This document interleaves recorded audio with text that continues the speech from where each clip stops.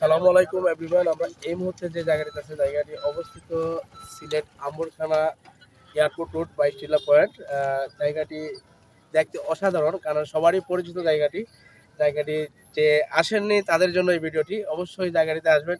এখন দেখেন বন্যার সময় চতুর্দিকে পানি, পানি আর পানি বলতে না আসলে হয়তো বুঝতে পারতাম না যে যারা আউট সাইডে যারা ঘরবাড়ি আছে, এখানে দেখেন মাঝখানে ঘরবাড়ি কাছাকাছি পানি চলে আসছে, কিন্তু তারা চলাচল একমাত্র নৌকা ছাড়া কোনো গতি নাই।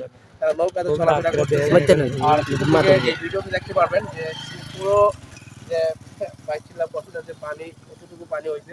আর 2-3 দিন হয়তো বৃষ্টি হইতো, তাহলে হয়তো এই রাস্তাঘাট আমরা যে জায়গায় এই অবস্থান করতেছি সেই জায়গাটা হয়তো ডুবে যেত। কিন্তু আমরা এখনো যে বৃষ্টি না হওয়াতে আজকে খুব অনেক পানিটা শুকাইছে, শুকানোর পরে কিন্তু আমরা এই জায়গায় আইছি। এখানে অনেক সুন্দর একটা জায়গা, না দেখলে নাই হতে পারবে।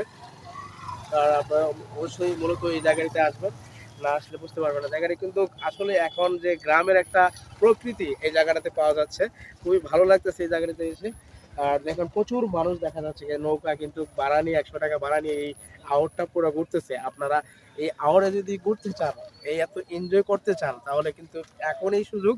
আর দুদিন হয়তো নাও পেতে পারেন, কারণ জানি না আল্লাহ কি মানুষের যারা বন্যায় অনেক কষ্টে আছে মানুষের, তারপরেও ভিডিওটি করতেছি। আমরা এই সিলেটে এতটা পানি আসে না, কিন্তু যারা যে জায়গায় পানি আইছে কিন্তু অনেক কষ্ট, দূর দূরান্ত মানুষ খুব কান্না করতেছে, ঘরবাড়ি নিয়ে গেছে এই বৃষ্টি এই বন্যায়। কিন্তু আমরা হয়তো শহরের মাঝখানে আছি, 360 এরিয়ার ভিতরে আছি, এই কারণে আল্লাহ হয়তো আমাদেরকে অনেক ভালো রেখেছেন।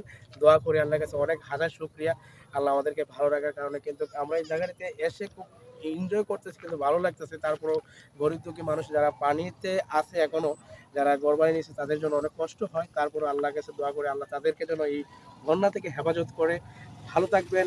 আমি ভিডিওটি লম্বা করতেছি না, কারণ নতুন মানুষ নতুন ভিডিও যদি ভুল ত্রুটি হয় ক্ষমা দৃষ্টিতে দেখবেন, ছোট ভাই মনে করে। ভালো থাকবেন, খুদা হাফেজ।